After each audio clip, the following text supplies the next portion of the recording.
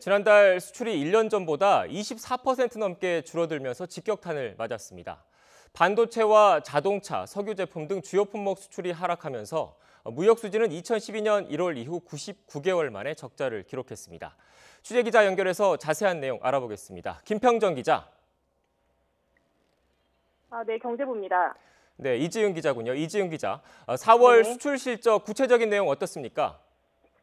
네, 우리나라의 4월 수출액이 369억 2천만 달러로 집계됐습니다. 지난해보다 24.3% 감소한 수치입니다. 코로나19가 확산하면서 미국과 유럽 등 해외 수요가 급감한 데다 중국의 경기 회복 지연과 유가 급락 등이 더해지면서 수출이 큰 폭의 하락세를 보였습니다. 수입은 15.9% 줄어든 378억 7천만 달러로 나타났습니다. 이로써 우리나라 무역 수지는 9억 5천만 달러 적자를 기록하며 2012년 1월 이후 99개월 만에 적자로 돌아섰습니다. 정부는 코로나19 상황에서도 국내 제조업이 정상 가동되는 가운데 중간재와 자본재를 계속 수입하면서 무역 수지 적자가 불가피했다고 설명했습니다. 하루 평균 수출은 16억 7,800만 달러로 1년 전보다 17% 넘게 줄었습니다. 하지만 정부는 지난해보다 조업일이 이틀 적었던 점을 고려해 이 영향을 뺀 하루 평균 수출 물량을 살펴보면 마이너스 2.9%로 상대적으로 견조하다고 밝혔습니다. 수출 감소분 중에 코로나19 영향은 70%에 달했고 지난해 4월 수출이 연중 최고 수준이었던 점에서 역기저 효과와 조업일수 감소 영향이 나머지 30%를 차지했습니다.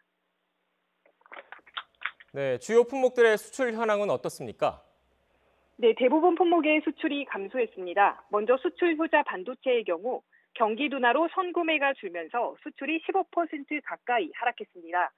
또 해외 수요가 줄고 해외 딜러들이 영업을 중단하면서 자동차 수출도 36% 줄었습니다.